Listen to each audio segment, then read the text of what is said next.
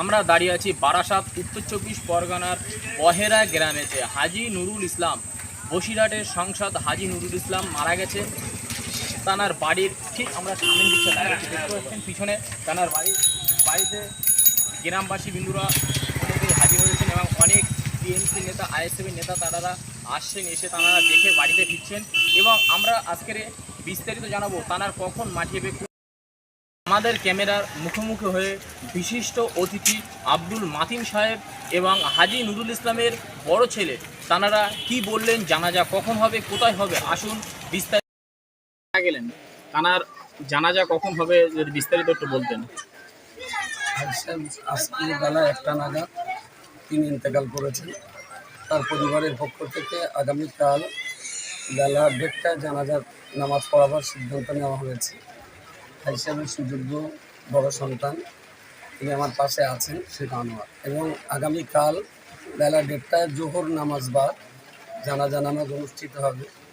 এই বৃষ্টিবাংলার দিনেও যেভাবে আজকে মানুষের ঢল নেমেছে, আর দুই পাশে রাস্তাঘাটের পরিষেবাও খুব ভালো নেই যে ব্যাপক গাড়ি ঘোড়া আসা যাওয়া করবে, তার জানাজা নামাজটা ঠিক কোন জায়গাটায় হবে আমরা একটু ভাবনা চিন্তা করে পরে আবার আমরা ঘোষণা দেব।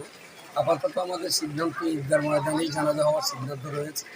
কিন্তু যেভাবে আজকে বেলা 1টার পর থেকে সংবাদ আসার পরে হাজার হাজার মানুষের যে পরিস্থিতি, তাতে আগামীকাল জানাজা নামাজে আমরা অনুমান করছি 20-50 হাজার মানুষ হওয়াটা অত্যন্ত স্বাভাবিক।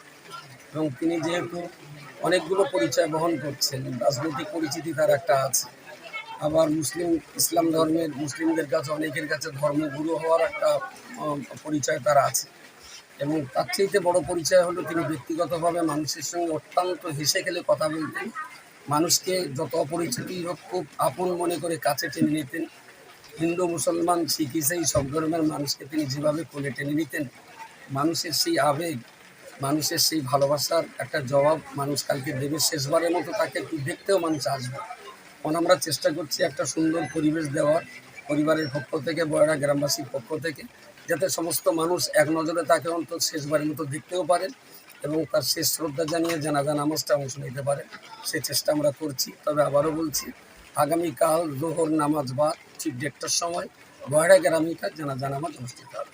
বলছি ওনার জানাজা কে পড়াবে, এখনো কি কোনো সিদ্ধান্ত? পরিবারের পক্ষ থেকে কোনো সিদ্ধান্ত নিতে পারেননি কে পড়াবেন, সেটা পরিবারের পক্ষ থেকে। আমরা শুনছিলাম তোহা সিদ্দিকী দুয়া অথবা জানাজা করাবে, আমি বলতে পারবো না সেটা আজকে আমরা আলোচনা করি। আমি তো আমার এখন অনেক দায়িত্ব আছে ভাইদের ওপরে, ঠিক আছে, আমি তো বড়, সেগুলো আমরা ডিসিশন করে জানিয়ে দেবো। ওই হুজুর যেটা বললেন যে 1:30-এ জানাজা অনুষ্ঠিত হইব, ওইটাই।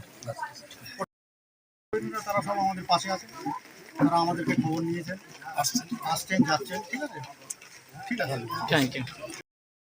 আমরা দাঁড়িয়ে আছি হাজি নুরুল ইসলামকে যেখানে দেহ দাফন করা যায়, আমরা সেইখানে দাঁড়িয়েছি। দেখতে পাচ্ছেন এটা বহেরা মসজিদ, ঠিক মসজিদের পাশেই কবরস্থান, আর এখানেই হাজি নুরুল ইসলামের দেহ দাফন করা হবে। আপনারা দেখতেই পাচ্ছেন যে তেরফল দিয়ে ঘেরা যেটা আছে, আমাদের প্রতিনিধিকে বলবো দেখাতে। দেখতেই পাচ্ছেন তেরফল দিয়ে যেটা ঘেরা আছে, ওইখানেই কবর খুঁড়ে ওখানে হাজি নুরুল ইসলামের দেহটা দাফন করা হবে। বহেরা এটা জামে মসজিদের পাশেই দেহটি দাফন করা হবে। আমরা হাজি নুরুল ইসলামের ঠিক বাড়ি থেকে 5-10 মিনিট দূরত্ব আমরা দাঁড়িয়ে আছি এবং এখানেই দেহ দাফন করা হবে মসজিদের পাশে, একেবারে একদম মসজিদের লাগোয়া, মসজিদের গায়েই তাঁর দেহটি দাফন করা হবে।